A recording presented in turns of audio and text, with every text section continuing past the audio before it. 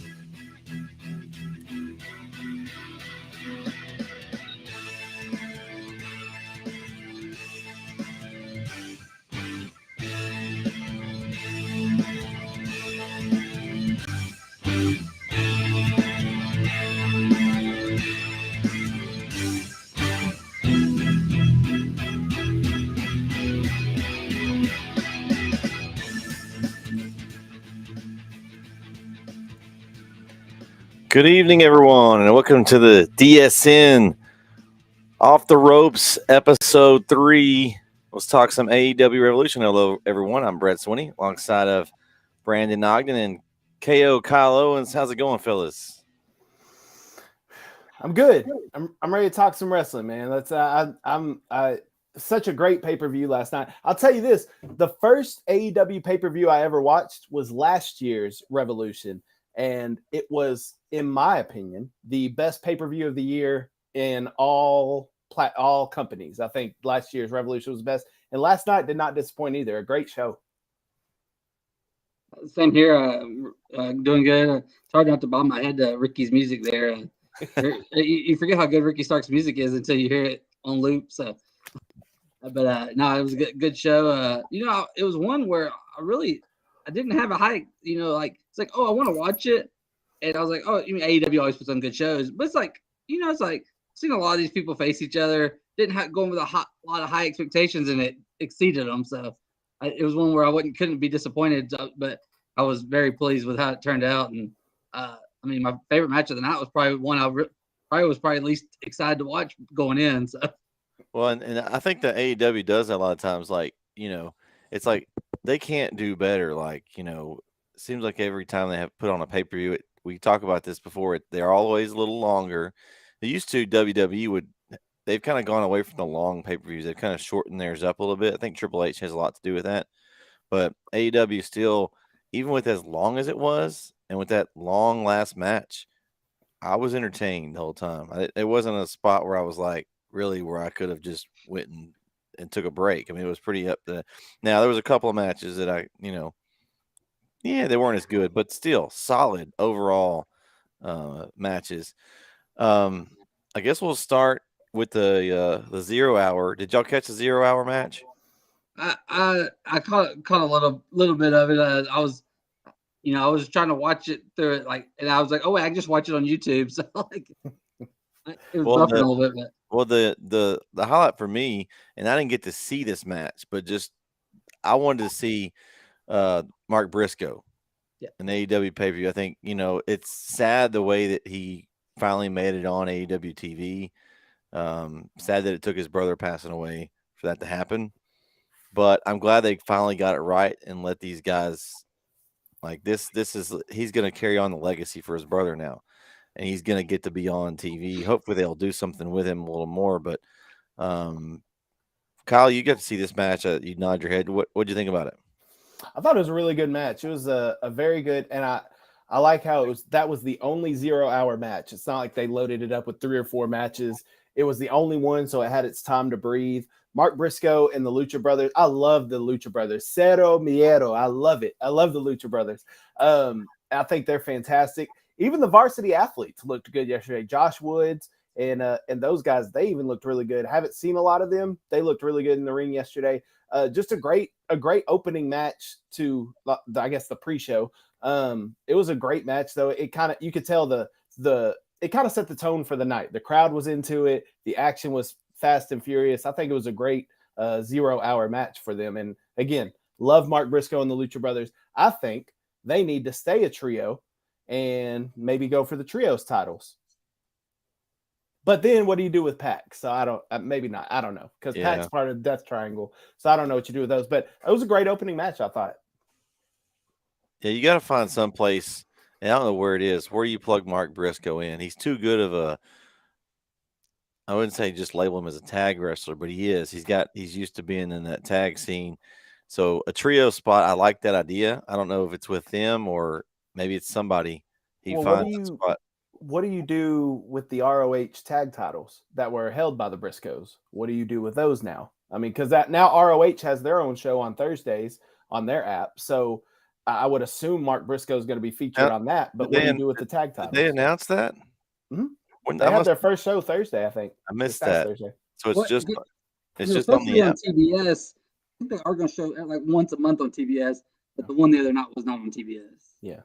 Oh. But that's my question. I agree. We need to get Mark Briscoe on TV, but you got to also rest in peace to Jay. But you got to figure out what you do with those tag titles. You can't just leave them in limbo. Does he just? He could just defend them by himself, and he could just be this 1-on-2 guy. And he just beats all his tag teams. I mean, that would be good. That redneck kung fu that he got. I mean, he could do it. He could tell a story there. How he's fighting for his brother, and he's inspired, and he's so inspired that he can't be beaten 1-on-2. I don't know. Yeah, I don't know what they do with that, but I agree. More Mark Briscoe on my television, and I would be A-okay with that. But yeah, it was a great match. More Lucha Brothers too. I don't know what's going on with the Lucha Brothers. They need to be in the tag team division. More Lucha Bros. Give me a ladders match with them and anybody. Yes. Throw the Young Bucks. I could watch them and the Young Bucks do jump off ladders and any kind of objects all day long. Yes. Well, we got to see them for 7 straight weeks with the Young Bucks. So yeah. Well, that's the thing. I think that's what they know. People love to see them go at it so much that they're going to tune in every single time. Mm-hmm. They did all those different matches, and it was something different all the time. Yeah. So it was a great kickoff, though. Yeah, I mean, I liked it. And we'll move over to the actual pay-per-view itself here. And I'm not saying that I don't like to see Chris Jericho. I think he's a great heel. He still has great heat. I like he put Ricky Starks over in this one. I had a feeling that was the way it was going to go. Especially you ban JAS from ringside. That's only the way Chris Jericho wins these days. Banned from ringside. Yeah, they banned him, and then they ended up showing up. Yeah, and I know that was kind of interesting. That's kind of why I went with the music. The Revolution. This is the Revolution pay-per-view. This is his pay-per-view, and he led off with a good, solid win from Ricky Starks. I like him, but I feel like he needs to go after a title at some point. It's his time to go after. I don't know if it's the TNT title, maybe first, or maybe an ROH belt, something. Before last night, he was the last one to face MJF for the title. That's true. I was actually there that night, and he, great match. I mean, you knew he wasn't gonna win, but it was a great match, and it kind of put him in that spotlight for a little bit. So, well, that's the problem though. Now that you're running into MJF is not losing that title this year. He's not losing it this year. But then, and I know we'll talk about this later, but now you just took the TNT title off Joe. You can't really take it off Wardlow now because then you kill Wardlow's momentum, which brings me to Wardlow and Hobbs next week. Makes zero sense because who takes the fall there? If you give Wardlow the loss, then he's held the belt for Samoa 3 Joe days. Comes in, Samoa Joe intervenes and interrupts and makes a DQ. And then probably a triple threat after that. But it's tough because there's titles, but they're held by baby faces already. Like Wardlow's a baby face. Orange Cassidy is a baby face. So there's nowhere for Ricky Starks to go. That's kind of the issue with MJF holding the world championship in the reign that he's on. Well, I don't know what Ricky does. I know you talked about it, Kyle. You said you're done with this match. So you're done with him and JS and the whole. Yeah, this should be the blow-off match. Moving on. So where do you see them going then? You have any idea? That's a great question. I have no idea. I mean, he doesn't have a group anymore. He's not affiliated with anybody to get any kind of tag or trios run or anything like that. He's kind of on his own now. So I don't know. I don't know what you do with Ricky Starks. That's the problem. But you need to have him on television because he's great at what he does. He's great on the mic. He's great in ring. You need to have him on TV. I just don't know what He you do reminds with me. him. His mannerisms remind me, and this is a high brag, but it reminds me of The Rock almost. Mhm. He's got those facial expressions, and he's good on the mic, and you've got to find a good spot for him. That's I why think MJF called him the Pebble. that's funny.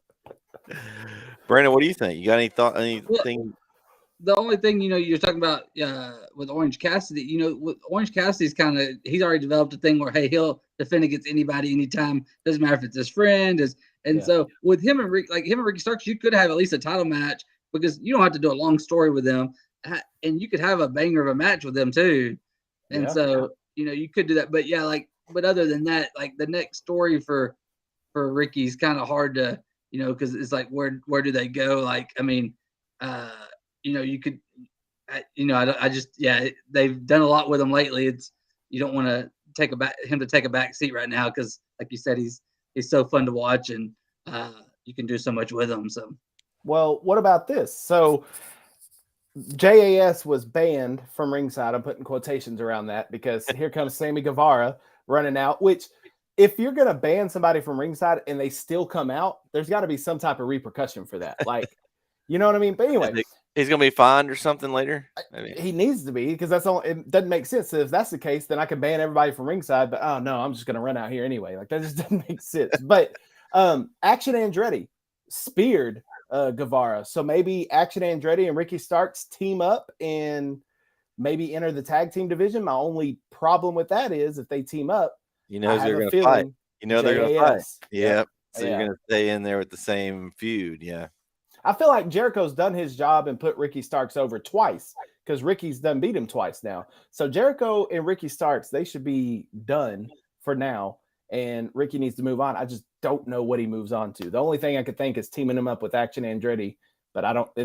But then we run into the issue. They may be going right back to the same rabbit hole we already just came out of. Do you know that the one thing they haven't really done, and I've been waiting for this to happen, is when is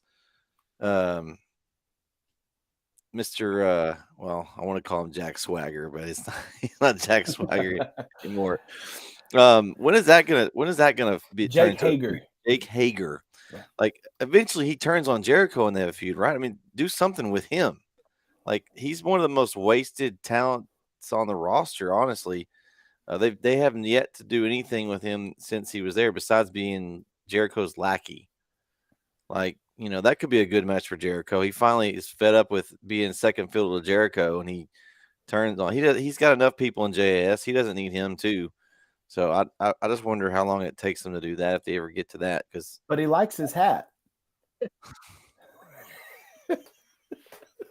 I like this hat. That's all he says in the promo. I like this hat. He's he's an incredible in the ring too, but they don't use him because he's an actual wrestler, MMA guy.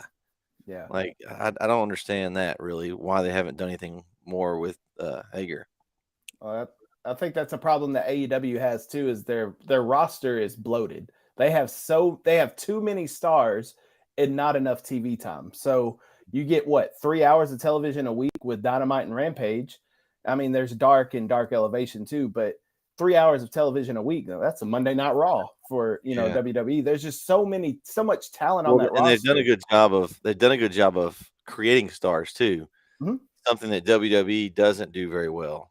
Right. And so then they create all those stars, but their main problem is getting them on TV.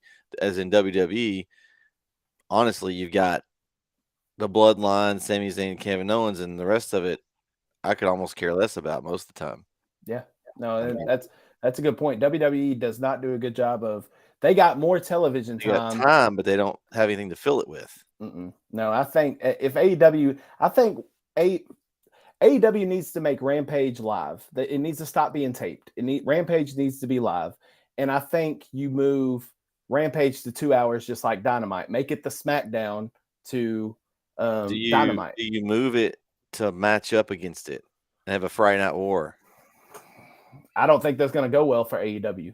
Well, it's just truthfully. because is it because they're not on a network TV versus? Do you think that matters? I just think it's the SmackDown is such a known commodity, and Rampage has been garbage with it being taped. I don't think, for me personally, if it's on at the same time, if I had to choose SmackDown or Rampage, I'm watching SmackDown 10 times out of 10. Yeah. I would like to see them move it to Thursday, get it off of Friday, because there's, other than Impact or New Japan Pro Wrestling, Now there's no you've got wrestling on Thursday. You got ROH now. You're putting on Thursday. Yeah, but that's taped from Orlando. So, I mean, Or are they going to try to compete against basically their own Yeah. programming? You know, I don't know. That's, you know what? Next time we do this stream here, we need to get Tony Khan on here so we can ask the hard hitting questions. yeah, and I keep waiting, and I wish they would do it. Somebody needs to go head up against Raw, because SmackDown I think is a lot better programming right now than Raw. You I know, think ain't nobody touching Raw. It could be trash, and there's still 1.8 million viewers. Like, it's not who is going watching. anywhere. Who is watching that? Because if you put, I mean, I get it, I watch it too, but if you put a quality AEW show up against what Raw usually puts out, I'm gonna watch AEW, and then I go back and watch Raw, maybe not live. But yeah, at least now you can record them. It's not like when we grew up, when we actually had to choose between Nitro and Raw. Yeah, I don't know. I feel like that WWE's it gives them a pass because no one will try to compete with them. I know, WCW tried to do it back in the day, but I honestly think that AEW does such a great job of creating talent and building storylines up that they could compete at some level with them. Well, I agree to an extent, but the other thing is AEW is supposed to be the alternative to WWE. So I don't think it's wise for AEW to try and go head up with WWE. I think that's a bad idea. But like they're doing it now on Wednesday, where, okay, I can watch Monday Night Raw on Monday, and then I can watch Dynamite on Wednesday. I think you're getting the best of both worlds. They're not infringing on anybody. Dynamite's what made NXT move from Wednesday to Tuesday, is because of Dynamite, because Dynamite was doing better than NXT. So they had to move.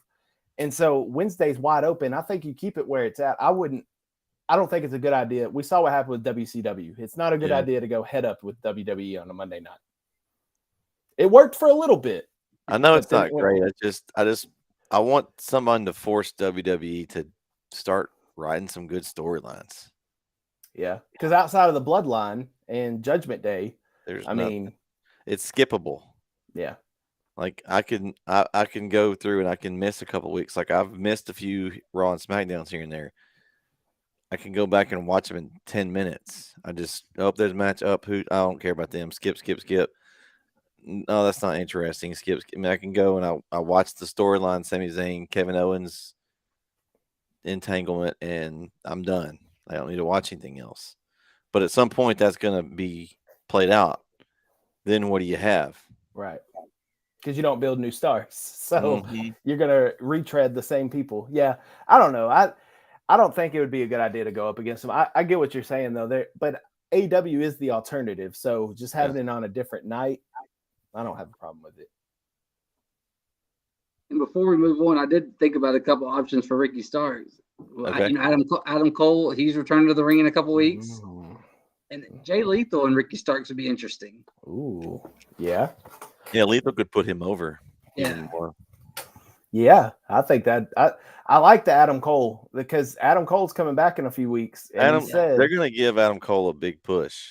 Yeah. Well, and that's the issue you run into then. So in an Adam Cole and Ricky Starks feud, who wins? Who goes over? Because I think they've turned Cole into more of a baby face. It seems like at this point. But, and I would like that to eventually set up him and MJF. Yeah.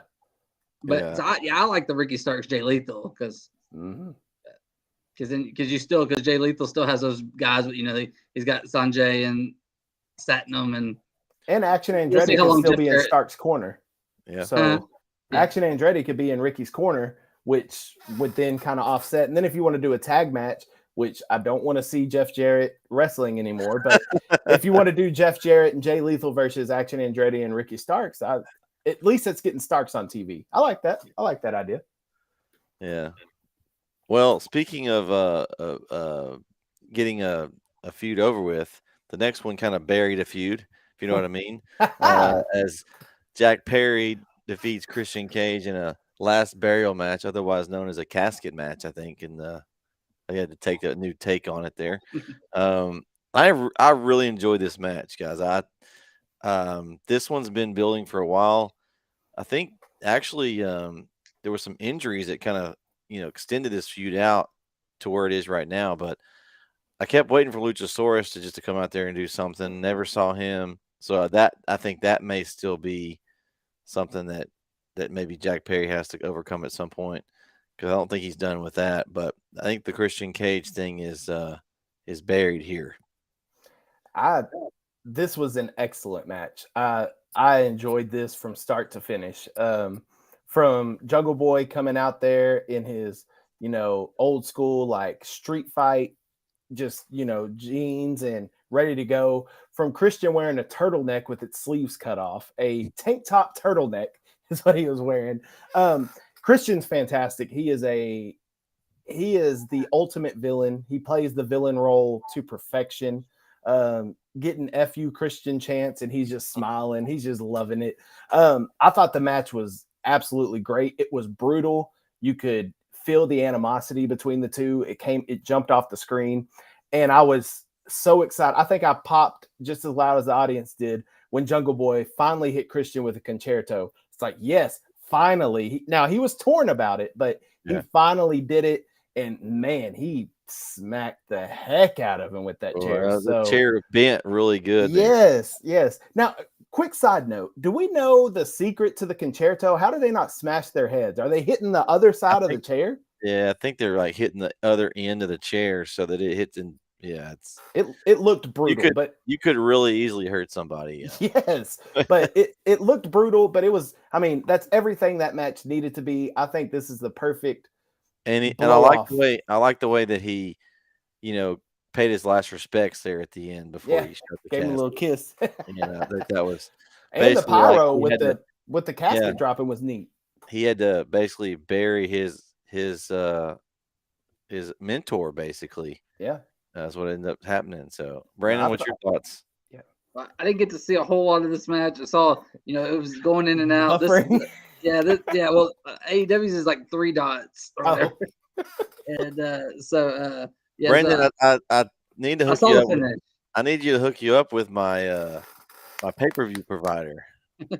Yeah, but after this match, starting the next match, I saw the whole rest of everything without much interruption. So it was just this match kept going in and out a little bit, and I saw the finish though. And I'm yes, Christian's the villain or whatever, but I'm always going to root for Christian. Jack Perry's cool, but I'd like to see Christian win. So it's like I've always been on the Christian side of the storyline, but Jungle Boy, he is what he is.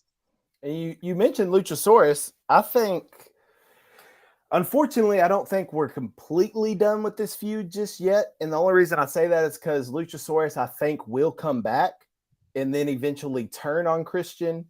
And I think Jungle Boy and Luchasaurus get back together for Jurassic Express, and I think they become a tag team again. When that happens, I don't know. But I think going forward, because same question we asked about Ricky Starks. What do you do with Jungle Boy now? Jungle Boy. Yeah. I mean, what do you do with him? There's nowhere for him to go. He's been like with this whole Christian Luchasaurus feud for so long. It's like you don't know what to do with him. Yeah. And he's another one. He is, how Reggie Jackson's Mr. October.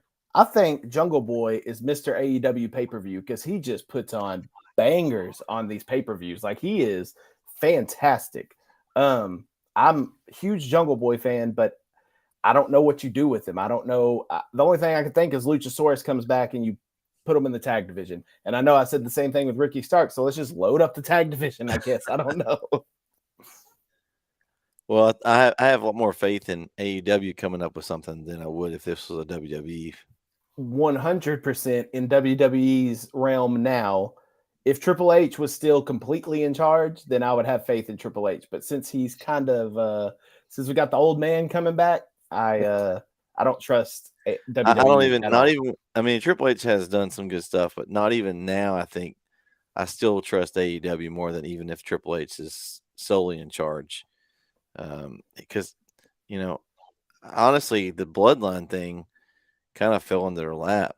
To be honest, um, I don't know how much that was like. That could have been several years back because when Roman Reigns was getting booed, I'm like, just put him with the Usos and form a heel group. Like I was saying that 2 or 3 years before this happened, and I just think it's a natural thing. It just kind of fell into place and fell in their lap. Now they've done a good job of continuing it, but to me, like at some point, Roman's going to lose the titles, probably at Mania. Usos are going to lose the titles, probably to Owens, and then once that's done, can they do something to continue it or keep something going that's going to be interesting? Because I don't have much confidence. Did you hear who's about to possibly get involved? It sounds like they're going to do something, but they're going to kind of create some buzz between Rikishi and Paul Heyman. Oh gosh, and kind of like who's the wise, and then get Rikishi to come to. Hey, as long as he comes out and together. as long as he comes out and does his dance. Yeah. As long as he does a stink face to Heyman. I don't know. I'm with you. I think they will book. They're able to book Jungle Boy. I have more faith in the AEW booking Jungle Boy than WWE right now. But I still, I mean, we've looked at the landscape. I don't know what you do with Jungle Boy. I don't know where he goes from here. I'll tell you this much. He probably deserves a little time off. That's a little physical match that he had. I would give him maybe a week or two off, come back and try and start something new with somebody. But it was an excellent match. It was everything it needed to be to blow off a feud. That's why I hope it's over with, because it's the perfect blow off match. He kissed Christian goodbye. Christian goes into the ground. Christian should be gone for a couple of weeks too. I just don't know what to do with him. Christian's gone. I think he needs to be gone for a little bit more than that, even month or two. They need to sell that. Like he's buried. He's gone. Yeah. He got hit with a chair in the face. Yeah. No, he's going to do a crossover. It's going to be Christian and Edge against Damian Priest and Finn. He got buried. He goes through the ground. He goes up. He comes out of a casket in WWE. Yeah. The burial was the WWE portal that he went into. Yeah. The transfer portal. It went through the casket. Since you can just transfer now, I mean, just do that in the transfer portal. Hit the portal. Yeah. I also loved Christian, and again, just how good Christian is getting involved with Jungle Boy's sister and his mom again. He is. I'm with you, Brandon. It's hard to cheer against Christian. I know he's a jerk on screen, but he is so good at what he does. I have nothing bad to say about Christian. I think he's fantastic. Well, see, the thing with Jungle Boy is like you said, matches wise, especially pay-per-views, he puts on a heck of matches. Mm-hmm. But with him, it doesn't what they do with him next. It really you just need to put him with a good wrestler, because like this story worked because of the personal parts to it. But like Jungle Boy, with most people, is not going to be such a great storyteller. Right. He's not. That's not. His wrestling matches are incredible. And he's not a great promo either. He's not great on the microphone. Yeah. So like for the story, it worked. The story worked because of Christian. Yes. But wrestling match wise, that usually they put him with another good, wrestler, and then they'll put on bangers and matches. Have Nick Jackson get hurt, just have him and Matt Jackson fight or something. Oh my gosh, yeah, that would be great. Yeah. Speaking of the Jacksons, guys, hey, good job, Brandon. Good job, Brandon. That's our next match is House of Black, the new trios champions. They were knocked off the Elite in a outstanding match. I feel like I'm repeating myself over and over, but man, have I missed getting to see the Elite. I haven't watched a lot of AEW here recently, so I missed a lot of those the 7 versus best of 7 matches. There was something we did. What was it? Oh, wait. It was the wrap-up show a lot of Wednesdays missed for me over the last little bit. I try to catch up, but I missed seeing the Jacksons on TV, also Kenny Omega, and they just deliver. And but good. This is good for the House of Black. These guys needed something. The Jacksons, Kenny Omega, they don't need the titles, honestly. They can have feuds without them, but I think this is a need that House of Black needed these titles. It'll be interesting to see where they go from here. But man, this was a great match. Other than the main event, this was the match of the night, in my opinion. This was an absolute banger of a match. I mean, all 6 of these guys are first class in professional wrestling. They are. I love Buddy Matthews, Malachi, Brody King looks like a freaking savage out there. And then, of course, the Elite, the Young Bucks and Kenny Omega are top notch. So you weren't going to have a bad match, but this was an absolute banger. Here's my issue I have, and seems to be kind of the issue with AEW too. You took us on 8 weeks because they took a week off. You took us on 8 weeks of a best of 7 series, which the outcome was kind of, they were finishing in LA where the Young Bucks are from. Like, you knew the Young Bucks were going to win it and the Elite. So you took us on an 8-week journey with fantastic trios matches with the Death Triangle. They won those titles, 2-3 weeks ago?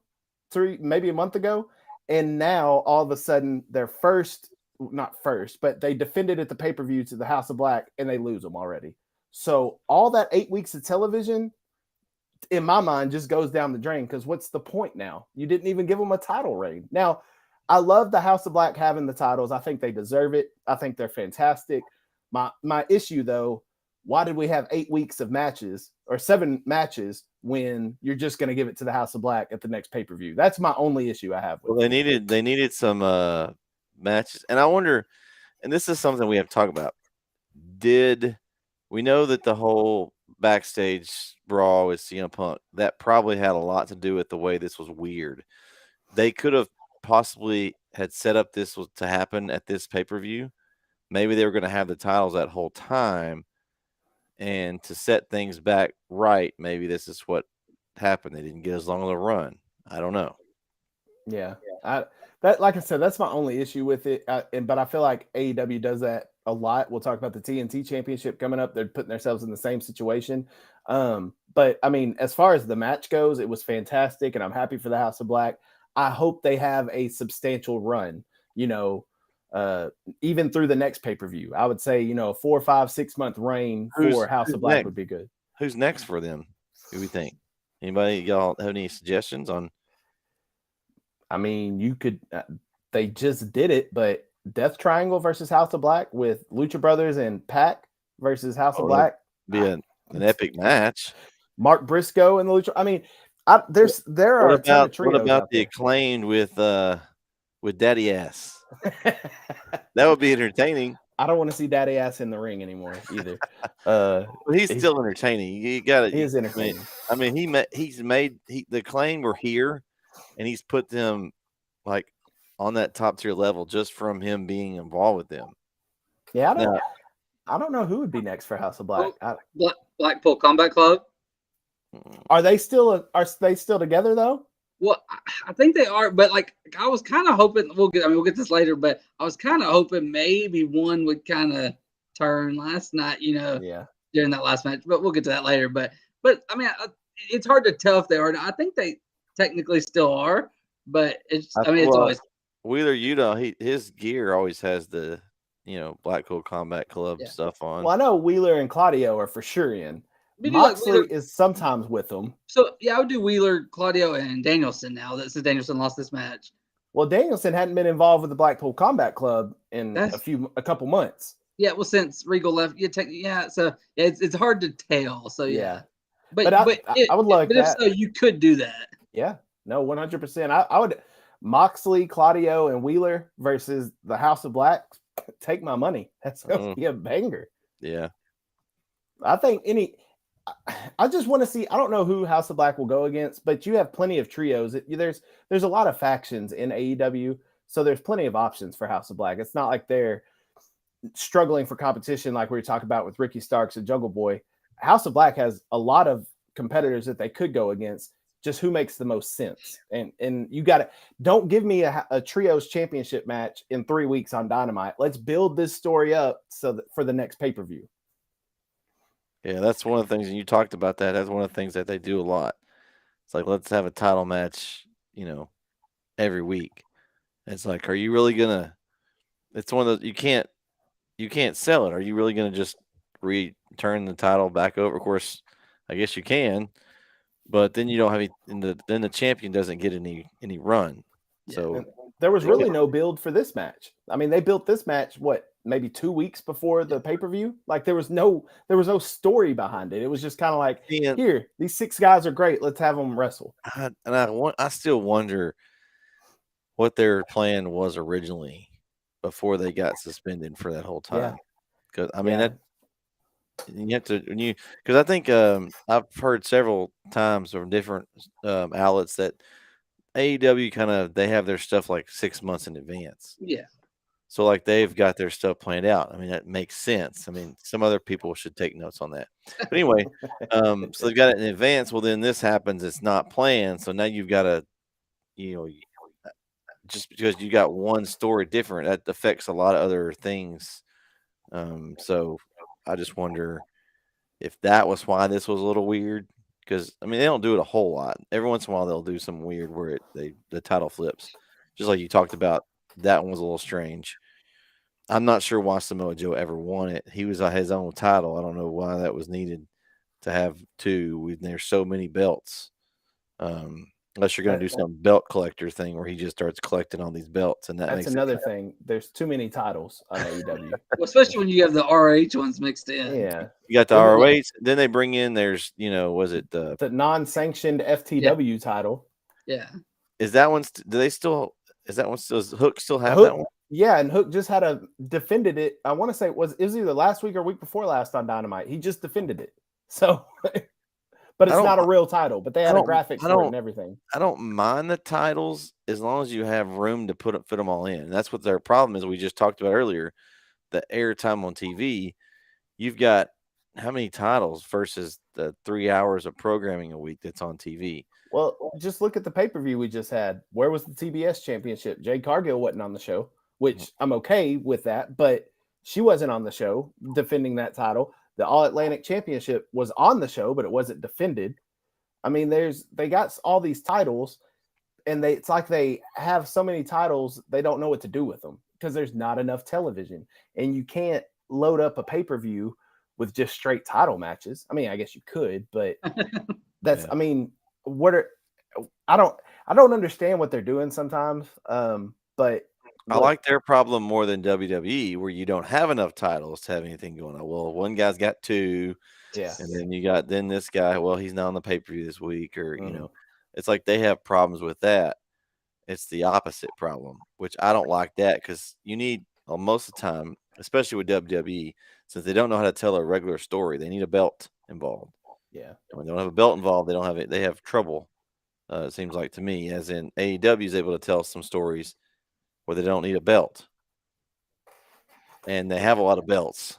So, I mean, it's a like you said, it's a good problem to have. But yeah, I don't know who House of Black. I don't know what the next feud is. I will say this though, you don't need to leave them off TV again like you did in the past. House of Black wasn't on TV for the longest time. Well, part of that there was rumors that Malachi and Buddy were like disgruntled and were going to leave. Yeah. And so, and I think it was closed. I think because I think Malachi's contract was actually about to be up, and I think they renewed. But so there was a little limbo there that was part of it. But yes, we need to see them a lot. I think he had a back injury too, if I'm not mistaken. Yeah. We need to see them every week. Yes, absolutely. And Buddy Matthews, I mean, it would make sense for Buddy Matthews to go back to WWE. His girlfriend's Rhea Ripley, so. But that would make sense. But I think. They don't need to be off TV again. So I'm not saying Rhea Ripley could fit right in with that group. I mean, and Buddy Matthews could fit right in with Judgment Day. So yeah, that's interesting that they're both of their kind of groups are that dark, group. Speaking of women, Perfect. The next match another great one. And man, the women's storyline, I'm really liking the way this is going, guys. I don't know how much y'all. One of my favorite storylines, the whole outlaws, they're calling them. I thought that was interesting the way they used outlaws, kind of like referring to the outlaws like Kevin Nash and Scott Hall from the old WCW days. Jamie Hayter retains, but then Ruby Soho joins the Outlaws. I pretty much I figured that was going to happen. I had my thoughts. Then she threw her out.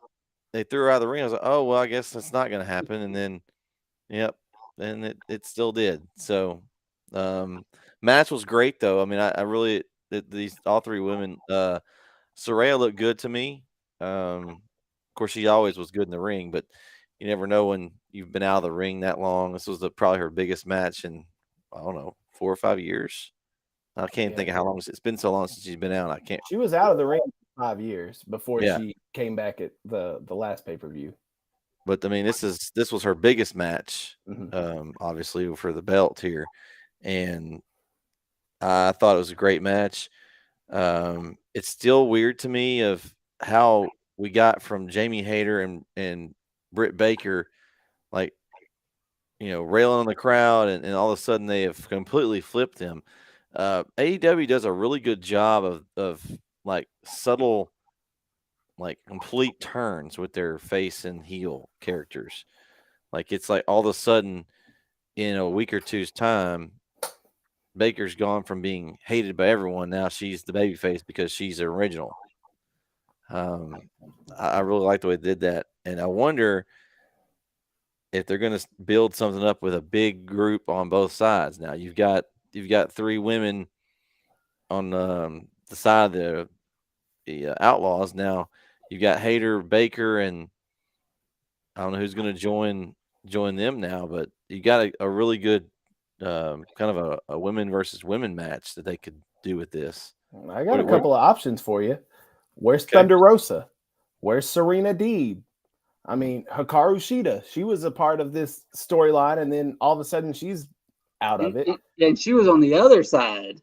Right. She kind of got bumped, and they kept throwing little nuggets where she was, getting perturbed by them like they were kind of, so now she could flip to the Britt Baker side. But all of a sudden she goes off television. Yeah. So she's if you're one original, you got Cheetah, Rio, which I don't want to see Rio, but Nyla Rose, and then but someone that would have been cool to see to come out last night when they were attacking would have been Jade, just to get the Jade to get the pop and then just come out and have a little. But they need to get the TBS championship off of her without her losing somehow, because I want to see her make a title run. But she needs to somehow she exchanges that for a title match. Yeah. Because she's that titles is basically non-existent now. I mean, she built it up, but now it's like, okay, Jade's gonna win again. Okay, I mean, she's not facing any real competition. Like Red Velvet's not winning the championship. Like, I mean, let's be honest here. So she hadn't. I mean, there's no competition for that, which is why isn't? Where's Thunder Rosa? Where's Serena Deeb? Where are all these people? Well, like is Thunder Rosa? Is she still hurt? Because like she's on the radio every week, but like I think she's still hurt. Well, I'm not sure. There's conflicting reports about that. Exactly. Yeah. So I don't know. But where is Serena Deeb hurt? Because she ain't been on TV for about 4 or 5 months. That is true. Yeah. So I was happy with the outcome. I think Jamie Hayter is the right champion. I think she's doing well. You could take the Outlaws and they could go after Jade 3-on-1, and then one of them takes the title and it takes all 3 of them. So then you kind of keep her strong. And a way to get the title off her, you could do it that way. Oh, another one I just thought of, because thinking about the TBS championship, here's who I think should take the TBS championship. She was hot before she got hurt.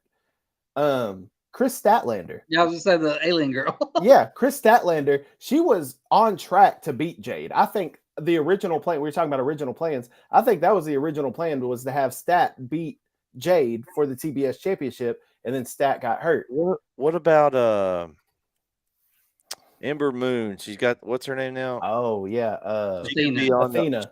she could be an Yeah, outlaw. where'd she go? Where She's do been these gone. women go? I don't know. She could be an outlaw. She could join Team Outlaw because she came from WWE. But Statlander, if she returned and joined Jamie Hayter and them, that'd be cool. But I don't know when she's set to come back. So. Yeah. And and with all the talk, I know she's the IWGP champion, Mercedes Moné. She could join the Outlaw group. She could. As part of so AEW. they're gonna have like 8 people. I mean, then you're setting up for a blood and guts match. Yeah. With the women.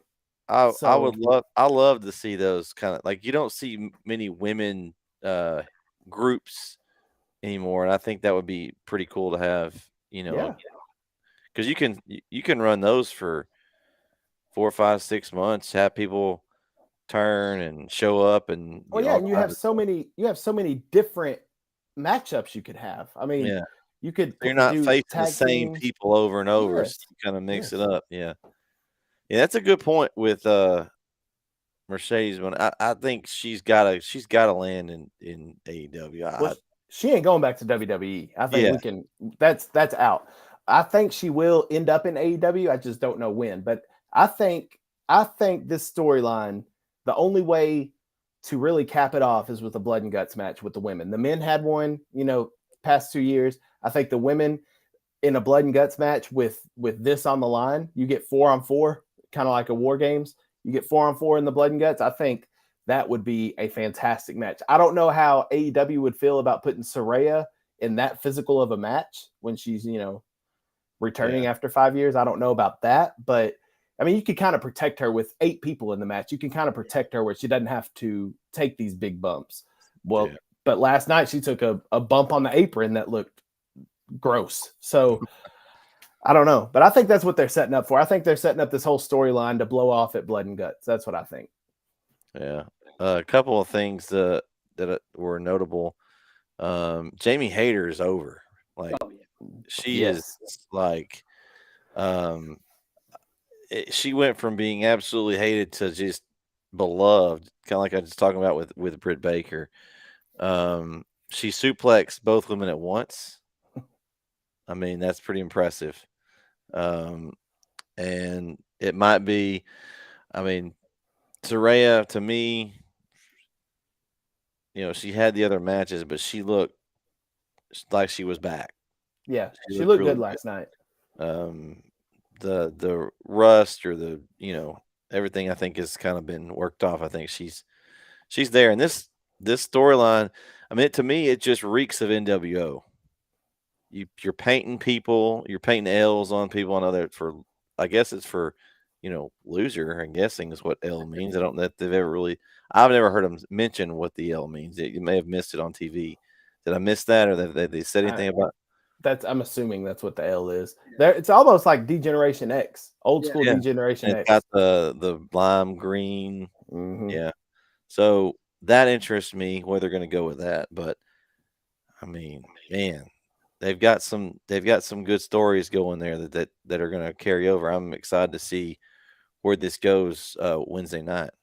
I also think because I think there's going to be blood and guts between the women. I think after that, I think Britt turns on Jamie, and we get that's what I've been waiting for. feud. But now you can't do it because they gotta let this simmer some more. And is they're going to try to keep her face while she's got that show that's going to be all about. I guess she's going to be all in there with Adam Cole. That's true. That All Access show. Yeah. So kind of like when they would have the Bellas and stuff, they would keep them faces during when they had the shows on because you want people to watch. Right. They want to like. And not that people wouldn't like her, but if you're a face and they're more likely to, hey, I want to see what goes on the show. So, man, speaking of blood and guts, there was a lot of that in this next match, dude. Whew.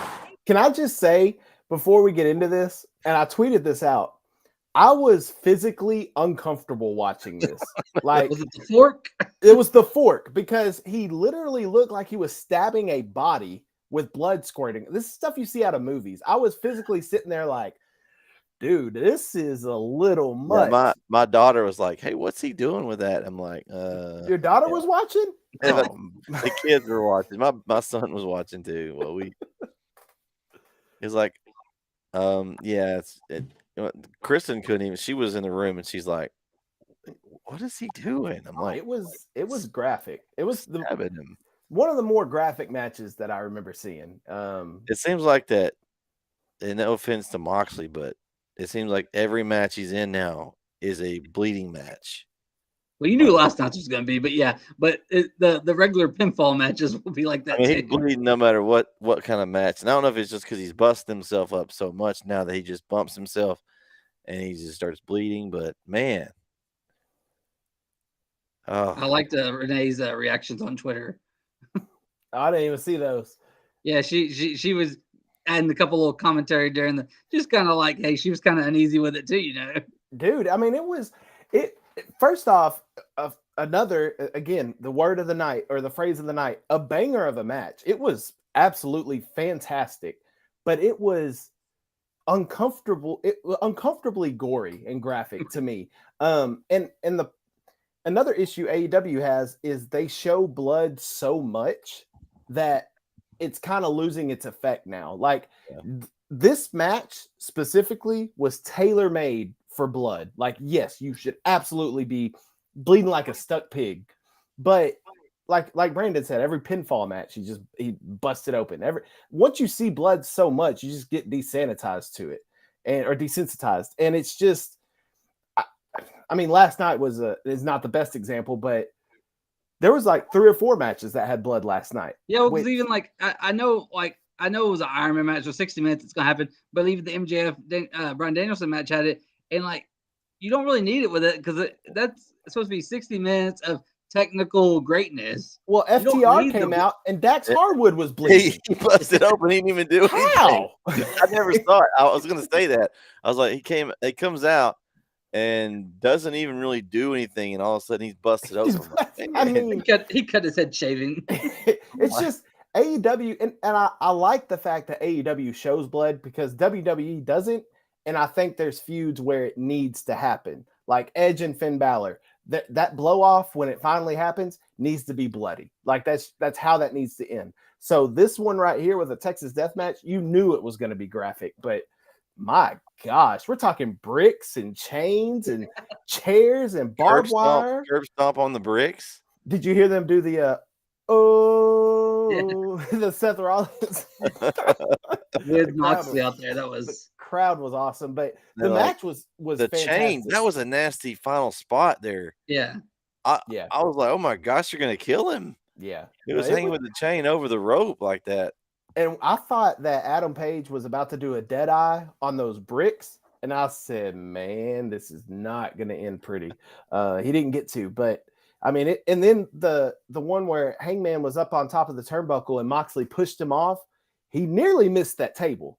Oh, yeah, so he only caught part of it. Yeah, it was physical. It was graphic. It was everything that a Texas death match should be. And I think the right person won. I'm glad to see Hangman win and get him a dub. He got him new entrance too. He did. Now I saw on Twitter, they said Mikey Ruckus, who makes a lot of the entrances for these wrestlers, he said that was a one-off, that it's not going to be his normal theme. But I kind of enjoyed it. I kind of liked it. But I like his regular theme too. So yeah. I kind of thought it was strange not hearing his regular one, but I was like, oh, okay, this is cool. The match was fun, though. Like I said, if you were eating dinner while you're watching this match, it was a terrible idea. But it was good, though. I enjoyed it. Yeah, the fork was definitely interesting. There was a power bomb on the chair that was close to being disaster. You know, 2 chairs in the middle, yes, back to back, and if he'd have moved, oh man, and that's what impresses. And there's a lot of wrestling haters out there, a lot of professional wrestling haters. Oh, it's all fake, blah blah blah. It's not fake, it's scripted. There's a difference. It's just like watching a movie. The stuff they're doing in those movies isn't realistic either. It's scripted. Anyway, that's beside the point. But the technical prowess of these wrestlers to know, hey, I can throw you right here and it'll hurt, but you're not going to die. Or I can put this barbed wire in your face and yeah, it's going to hurt, but you're not going to have any long, like the thin edge that these wrestlers are on with these moves is amazing to me. Like it just blows my mind that there's not more injuries than what we see. It's crazy to me. So here's, and this is something that point that I noticed. Why would you wrap barbed wire around your own hand? Every time he And then wrapped hit it around his somebody with leg. it, to hit somebody with it for like 2 seconds when it's like now it's like inside your hand now, basically. We needed more blood on the match, Brett. That's why there wasn't enough blood. Oh, One problem I had though is the Texas Death Match and like Hangman was out of the ring and then the refs counting out. Why was there count outs? I don't think there was a count out. There was a like if you were down for 10 seconds, there was a count. But like because the Hangman, he was standing up, like he had already, because it was like at 6 and he was already standing up. He was out of the ring, and Moxley was inside, and he was still counting. And I was like, this doesn't make sense. We can't have a Texas Death Match in a count out. No, I think it was like a 10 count for being down. So well, I get that, but he was already at 6. He was already standing up. He just wasn't back in the ring yet. Were both of them up? Yeah, Moxley was standing in the ring the whole time. Well, then maybe he messed up. I don't know. Well, yeah, the AEW refs do have a tendency to do that, especially like Rick Knox and there's the other one too. That Aubrey. Well, yeah, but there's the other guy that they tend to mess up a lot. Oh, the one that was in the Iron Man match, Bryce Remsburg. Yeah, Remsburg. Yeah. Yeah. By the way, we'll talk about this coming up, but in the tag team match, there was also Aubrey made a mistake. How are you going to stop the Acclaim from using a guitar in a no DQ match? Why are you stopping that? There's no disqualification. What are you doing? Anyway, just. Is that another segue? No. No, there's nothing. No segue. I don't know how to segue that one. Hold on. Give me a second. We can segue into this. Speaking of rivalries, Samoa Joe and Wardlow. Oh yeah, that was that one. That rival that's been how long? I forgot about that match. I thought we were going to the tag team because I forgot about this. Yeah, this match was put in a horrible position right after the Texas Death Match. This match was not going to get the attention it deserved. I think a lot of people overlooked this match. One, because who really cares about the TNT Championship, to be honest? And second, because it was right after the Texas Death Match. The crowd was just on such a high. It is so hard to follow something like that. I love both these guys. I do too, but they got put in a bad spot. Somebody had. I said at least 5 times last night. Why did WWE mess Samoa Joe up so bad? Oh my gosh, yes. I put him as an announcer, but I love both these guys. I don't want to see them against each other no more, but I want to see them both do something with somebody. They're just Samoa Joe's awesome, Wardlow's awesome. Yeah. So, what do you think about Wardlow? Some of the spots that he's able to hit as a big guy. It's amazing. The stuff he does off the top rope, the jump over the rope, like everything that his athleticism is ridiculous. Like it's almost unmatched. And I want to see him and Keith Lee one day. One day. Yes. Were y'all surprised that Samoa Joe got choked out? That's how it was. That kind of cliche that's his move, and he gets choked out. Well, that's kind of neat that they used his move on him. My problem is, why did you give him the TNT Championship when he already had the ROH Championship? And then why do we have this match when next week you're facing Powerhouse Hobbs? The winner's facing Powerhouse Hobbs. If that's the case, Wardlow should have lost last night, and Hobbs should take the title from Joe, and then you could have Hobbs and Wardlow go at it. But now you've booked yourself into a corner. Yeah. Now you're in a no-win situation. And they want to put this belt on TV. That's fine, but then why do you put it on the pay-per-view then? Make it a TV title. And they've got enough titles to put on the pay-per-view. Let Joe defend the ROH title against somebody. Yeah. Kind of like it didn't last long, but the old Joe's the king of television. Oh yeah, it lasted for Yeah, but if it would have lasted longer, he can go be king of the ROH app. Yeah. Yeah, I'm happy for Wardlow, but Wardlow kind of got screwed in all this too, because if you remember back last year, he had that feud with MJF, which was a fantastic feud. Then MJF, whatever happened, where he got on a plane, he didn't get on a plane, whatever. All that controversy surrounding MJF, Wardlow's momentum went off a cliff, and he has not been able to regain that momentum since. He's not as hot as he once was. He's not getting the pop that he used to get. He doesn't even have the Goldberg-esque entrance anymore where people yell out Wardlow. Yeah. He doesn't have that anymore. So and he lost his hair. Now he looks like Frankie Kazarian out there. But now you've booked Wardlow again, where kind of damned if you do, damned if you don't. You're hurting somebody, because this match on Wednesday, if Wardlow wins, great. Now, why did Powerhouse Hobbs win the brass ring then? Or it's going to be a DQ. I have a feeling you're right, which will then set up a triple threat, I think, with Joe, Wardlow, and Hobbs. I don't want to see that either. Yeah. The only thing I could think of when they show Powerhouse Hobbs up there with the big ring is the Sonic the Hedgehog. Because they look like those gold rings that the Sonic collects. Yeah. Yeah. Bling, bling, bling, bling. It's like they're trying to create their own thing, but it's just weird that it's just this gold ring thing. Yeah, it looks like a donut, really. Yeah. But I this match again, I like Joe, I like Wardlow, I really do, but it was put in a horrible position on the card, and the fact that this TNT Championship has been bouncing around from competitor to competitor. Nobody's had a solid run with it. I think because I feel like Darby Allin just had it. Yes, and yes. So that's Speaking what I'm Darby saying. Allin. Where is Darby? That's a great question. Where's Miro? Yeah. I mean, there's so many people. There's so much talent on this roster that's not being used. It's almost criminal. But hey, where's Jeff Jarrett? Oh wait, no, he's in the next match. I'm just kidding. We haven't seen Andrade lately either, have we? No Andrade. No.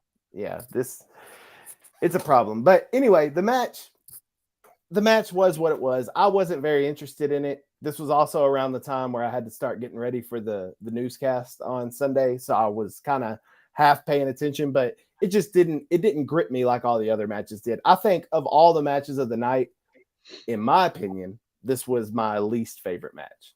And that's not to say it was a bad match. It was just probably my least that favorite. One or the first one with Jericho and Ricky Starks, just because of who it was. I mean, I think it was a good feud. Hopefully it's over.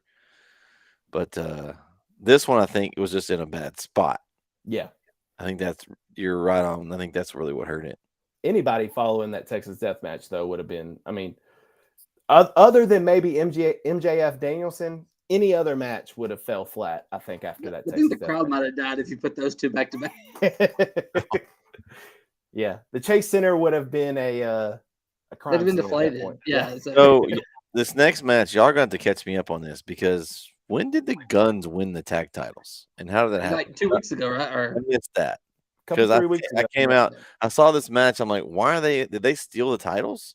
Nope. Why are the Guns the AEW tag team championship? And now they're doing something. Well, we'll get to this. Like, doing something. Of all the tag teams they have, all the great tag teams, it's not like we're in WWE where there's not that many great tag teams. All the tag teams that aren't being used too. Yeah. The Guns. And I was excited to see FTR back, but don't want to see them against the Guns. No, I will say this though: the Guns are growing on me a little bit. I think they're very good in the ring. I think they play their role very well. I love them with the Acclaimed. I just, yeah, they're growing on me a little bit. I will admit that. Now, Jay Lethal and Jeff Jarrett, or Triple J, get them out of here. I like Jay Lethal. I love Jay Lethal. I can't stand Jeff Jarrett. And where do you stand on Sanjay Dutt? Oh my gosh. And Satnam Singh. All of them. The whole group could just go, give me Jay Lethal as a single competitor and I'll be happy. They're going to ROH maybe. Probably. Well, they are ROH. Yeah, Jay Lethal's ROH. They'll go on ROH. I think and then You know who I really liked in this match? Danhausen. Danhausen. mean- That's the most we've seen him do in AEW. Like, did he look like a Orange Cassidy twin with face paint, or was it just me? Kinda. Yeah. I mean, can like see it. and then he was like using his moves and stuff. Yeah, that he's was the most action he's had in AEW. he is hilarious. But with the two of them together, you got him with his face paint and his cursing, the other wrestlers and just his animations, and you got Orange Cassidy, like, whatever, I don't care. Yeah. You know, the two of them, I think, would be a cool team. Like, as far as to go on a little bit of a run, and you know, he uses his powers, and he makes somebody trip or they fall. Just something stupid, so stupid it'd be hilarious. So I totally missed though. How did they get in the match? I missed that part. So Wednesday night there was a fatal 4-way or whatever, and the winner won. And the best friends were supposed to be in it. Trent Beretta and then we're supposed to be in it, but they got attacked by, I forget who they got attacked by on Rampage, and they couldn't compete. They were so not cleared to wrestle. Yeah, so Orange Cassidy and Danhausen teamed up, and then they won it. The Battle Royal. It wasn't a fatal 4-way. It was a casino battle royale, and that's how they got in it. I love Orange Cassidy. Orange, he's from wherever, weighing whatever. I just love it. That's why I think those two together are just like, they're a funny duo, and they're not just comedic. They actually can go in the ring. Well, that's a lot of people have the wrong misconception on Orange Cassidy. Yes, his gimmick is, I don't care, whatever. I don't care about anything. But he can go in the ring. He is good. He is dang good in the ring. So, Danhausen, I think this was the best I've seen Danhausen look in the ring. He hadn't been in there much, but he looked decent. He looked decent. I didn't really care for this match on paper, simply because I think it would have been better with the Guns and the Acclaimed one-on-one. I don't think it needed Jay Lethal and Jeff Jarrett, Orange Cassidy, and Danhausen. I don't think we needed that. Did they do that to protect the Acclaimed? I think so. I think the Acclaim wasn't taking the pin. But I would have preferred to see just a one-on-one tag team match. But I mean, it was an entertaining match. It was entertaining. But Max Caster, his rap beforehand, I was disappointed. He was offbeat a little bit. He didn't have the punchlines that he normally has. I'm disappointed in Max Caster's freestyle. Listen. Yo. Hey, here, I'm reading something here, and see if y'all notice this. Someone said, why did Austin and Colton each have half of Shawn Michaels' entrance outfit?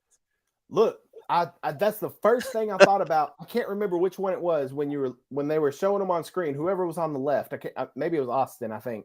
But he had that little mesh shirt, and it looked like, I was like, man, it looks like HBK. Like that's a Shawn Michaels lookalike. I mean, this match I guess it needed to be on the pay-per-view, but I could have done without this. I think the match itself could have been done on a Dynamite and been completely okay. The best part of it was FTR coming out at the end. I'm so glad FTR is back. There's been a lot of talk about them. Are they going to WWE? Are they done with AEW? It's good to see them back. And I'm not thrilled to see an FTR and Ass Boys feud, but I think, FTR may win those titles back. Do you think that Billy ever goes back with his sons and helps them keep the titles longer? Or do you think I like what he's doing with the Acclaim, but do you ever think he goes?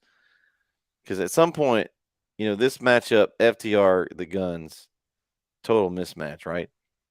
On paper. On paper, but the Guns will do something nefarious where they keep the titles, I'm sure.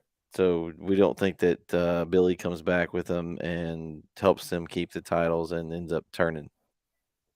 Not now. I don't think it happens now. I think eventually he does end with his sons, but I don't think it happens now. I think what they got going with the Acclaimed is too hot right now for it to take them away. Yeah.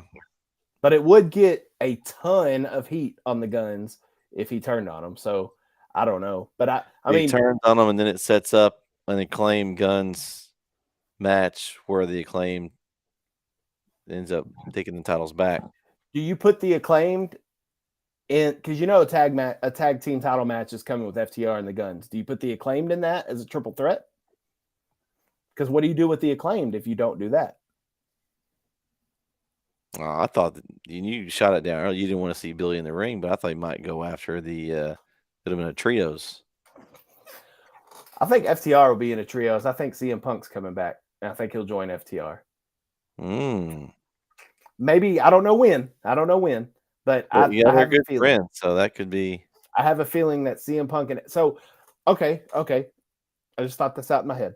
FTR will lose to the Guns in a tag title match. The Guns will do something shady to win it. I don't know what. They'll cheat somehow and win. And then CM Punk comes back, joins FTR, and FTR and CM Punk go after the tag titles, probably against the Elite, because I think the Elite will win them back. And then I want to see Kenny go back to singles. Would that be some storylines, true life storyline? It'd be incredible, but that one. That's what you call a shoot becoming a work, because that is a real life feud that happened that now they're going to make it to a storyline, because they would make a buttload of money off that feud. So you think that could be something that happens in the normal Chicago show in the fall? Isn't that where All Out is? Yep. There you go. There's your main event for All Out. Trios Championship, Elite versus FTR and CM Punk. Yeah, but I still want to see Kenny. I still want to see Kenny do his own thing. Yeah. Well, then maybe House of Black versus CM Punk and FTR. But I love the idea. Don Callis will have him doing something here soon. Yeah. He's still hanging around. I think the Bucks need to go into the tag division and revamp that tag division, and then maybe FTR just takes the titles and we get Bucks and FTR again. I'm okay. Take my money. And then Punk comes back, and then we just get Punk and Omega. Punk and Omega. Either way, I think Punk's coming back. I think they're going to turn this whole Punk situation into a money-making event, and he's coming back. Everybody wins. Everyone makes money. Yeah. Everyone wins. Yep. If it was a female feud, I'd say, but you know how the guys' feuds are. That happens, and once you fight, you become friends again. Yeah. It's like, okay, so we can either let this get in the way and make it, or we can turn this into something. Yeah. Sell some pay-per-views. Yeah, a lot of money. Yeah. Make some money. Yeah. Hey, let's do that. How about that? All Out in Chicago, CM Punk will be in the main event. Mark my word. We will come back in the All Out wrap-up show, and we'll be saying, Kyle, you were right. You called this 6-7 months ago. I hope you are right. I'd love to see that. I usually am, Brett. The first match of that night will be MJF against Jungle Boy. Okay, I'm gonna start calling you Corey. I do have a ton of theories about wrestling too, so hey, you can start your own theory. The KO theories. You should start your own. Look, I got plenty of them. Make you a t-shirt. Make me a t-shirt. Yeah, I got plenty of theories. Okay. One of the theories is I'm better than you, and you know it. That's a good segue into the next match. As man, oh man, what a match! How many people thought? I know we probably all thought MJF was going to win, but man, there's a couple times I thought Danielson's going to win this match. They did such a good job of selling that. I mean, it was incredible. The MJF has it all. MJF has the look. He has the charisma. He has the mic skills. He's got the only thing people were questioning about MJF. I don't know why I want to keep saying MGF. MJF, Maxwell. The only thing they were not sure about was his in-ring work. Could he go 60 minutes with one of the best wrestlers in the world? And he did. He did that. There is nothing more for MJF to prove to anybody. He is, I'm not going to go out there and say the best wrestler. He is one of the best wrestlers that's ever done this. He's fantastic. He is just, he threw water on an innocent little kid. I'm going to say, well, they was going to bring up. I don't think that was, I think that was just off the top of his head. He did that. That was definitely not planned. After the show, they brought that kid back stage and let him meet his favorite wrestlers. There's a picture of him with Powerhouse Hobbs. So AEW took care of him. But yeah, that was definitely not planned. MJF is a jerk, and I love it. Oh, he's so good. He's definitely the best heel in wrestling. Oh, dude, so good. But yeah, I'm with you, Brett. I did think a couple of times that Danielson may pull this off, but in the back of my mind, I was like, MJF is not losing. Like, I don't know how he's going to do it. He is not losing. But I did enjoy the fact that they kept it just these two people in the ring. There wasn't outside interference. It was one-on-one, mano-a-mano. They even had a great spot early in the match where they just kept kind of reversing each other's moves, just and showing the technical wrestling that MJF is capable of. Bryce Remsburg earned his paycheck with all those, his hands probably worn out. Get that man some ice. He was all over the place when they kept rolling around and he kept trying to count it.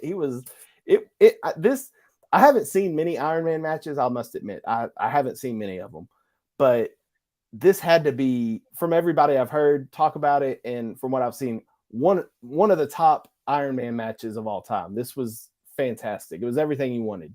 Something I liked was when MGF took the DQ and then pinned him twice in a row. I thought that was smart. Like, that's chess, not checkers. Yeah, so he basically took a 1L and got 2 W's out of that. I thought that, I don't know if I've ever seen that done in an Iron Man match before. I thought that was creative. There's a lot of creativity in this match between the two, and I think the toughest thing to do in a match like this is, it's going 60 minutes, is to keep that crowd into it, to keep the crowd engaged. And MJF, and then I thought they were going to end up with a draw. I was like, no, what are we doing? I was like, Tony Schiavone saved the day. I was like, no, this is not going to end in a draw. All that. Yeah, no, that's But I like that. you, After the fact, I liked that they did that. Like that, because I'm sure I wasn't the only person that was upset and ticked off. And then, oh wait, they're gonna have a sudden death. Oh, that makes sense, obviously. Yeah, I wouldn't care to see an Iron Man match probably the rest of the year, because there's only certain instances where this is warranted. But this was one of them. Yeah, like this is the first one I've seen, and it's the first one we've had in AEW, right? I thought that Brian, they were talking about it during the match that Brian had been in an Iron Man match. Yeah, with who was he in there? Wasn't it? It was Hangman. Hangman. It was Hangman. Yeah, I was gonna say Kenny or Hangman. Yeah, He went 60 minutes. He may have went with both of them, but I know he went 60 minutes with Hangman. That did end. Kenny was just like Kenny was a TV time draw. Oh, okay. Well, yeah, I know he did have an Iron Man match with Hangman though. Yeah. But yeah, we don't need to see many of these because that's tough. It's tough to live up to that. You set a bar like this, and you have the next one like, oh, that's not even more close to this other one. I don't. I know MJF did it as safely as he could, but with all the neck injuries that Bryan Danielson has had, I'm not a huge fan of him getting pile drive through a table. Oh. That's to me, and I understand the match, I get it, but to me, that's an unnecessary risk that you're putting Danielson at. That spot, as cool as it looked, was not necessary for the match. When anything goes wrong, he breaks his neck. One, he could die or not wrestle ever again. And tombstone MJF from the turnbuckle. Yeah, that stuff like that, like with Danielson, that's just I cringe. Even the one where Taz was like, "That's how I broke my neck." But you could see MJF had the back of Danielson's head and shoved it down to make sure it wasn't. I know he was being safe, and I know they're professionals, but it makes me uneasy knowing the history of Danielson's neck that he's doing these high risk maneuvers when it's not really necessary. Yeah, I think it only works when it's someone like MJF doing it though. Yes, yeah. He's got that where he doesn't care. He's gonna do whatever it takes. Yeah, but he's, as much as he doesn't care, he is very safe with what he's doing. He's professional. Yeah, which that's what they say about Sami Zayn. Like Sami Zayn, from the stuff I've read, Sami Zayn is one of the safest workers in WWE. Now, he does a lot of crazy things, but he's safe with it. And again, that brings me back to my point where it's amazing how these athletes are able to go out here, hit these moves, and not break something. Us three could go out there, have a triple threat, and we ain't getting up tomorrow. Yeah. Well, it wouldn't take much to nail to not get up tomorrow, honestly. Look, I'm not gonna lie to you. Friday night when I got home from Prosper, I woke up the next morning, Saturday morning, and my left hamstring was sore because I had to walk up some steps. You didn't have to carry like the camera equipment this time either. You were just carrying your laptops. I just carried my body weight, and apparently that was too much for my left hamstring. You sure you weren't trying to shoot the ball for Mineola or something? No, they could have used it on Saturday. Though. They could have used me. I know it's not a basketball podcast, but yeah, quick off detour. That's there. okay. It happens. I mean, I want a pretty good ball myself, so it's hard not to talk about that when you. It is all you've done for the last 2-3 months. But this match though was fantastic. Had the right outcome. I don't know who's immediately next for MJF. You take a break. You take a break where you just I'm not gonna come to work for a while again. Well, I think anybody. I think Moxley, Hangman, Christian, Jungle Boy, MJF, and Danielson should all have Wednesday off. They do not need to show up They do not need to be on the show. We named some people that needs to. We need to see them. I mean, we have exactly a whole show we could to do without any of those guys. I honestly don't think MJF has another match till the next pay-per-view. Now he might. Well, I mean, this was his first one since December. He only had 9 all the year before, so that's part of his deal. He's got that Roman Reigns deal. Yeah. But you appreciate it more of a Brock Lesnar deal. Yeah, I was about to say you appreciate it more when you see him in the ring. And he's not like Brock Lesnar because MJF can actually wrestle. Yeah. Not just, do an F5 and a spear and an F5 and a suplex. Like he can actually physically wrestle. I think it's Lesnar Lashley again tonight on Raw. Is that If that's the case, I'm skipping it. I'm fast forward quick because it only has to fast forward about 2 minutes, but I'll fast forward through it. But I don't think, honestly, I don't know who's next. I think it's Goldberg. That's you set that up. Set up on a tee for me. He even got off. He left. I think it's too soon. I think eventually at some point Jungle Boy will face MJF. I think it's too soon for that. We just had Ricky Starks face him. Darby Allin? Maybe. Yeah. Yeah, I can see that at the next pay-per-view. Do you think it's one of those three that beats him eventually? Or you think it's somebody else? Like, because you talk about the 4 pillars. You got Starks, or you got Guevara. Of course, he's a heel now, too. Those original, young talents that AEW's, kind of cultivated. Or do you have someone else? I'm going to be honest. I don't know who I have beating MJF because like I said, I don't think he's losing the rest of the year. He's going to take the title with him to WWE. He's gonna, He might. No, I don't know. I just don't know. I could see him doing something like that though, or trying to take the title with because he's always talked about 2024. He's going to be a free agent.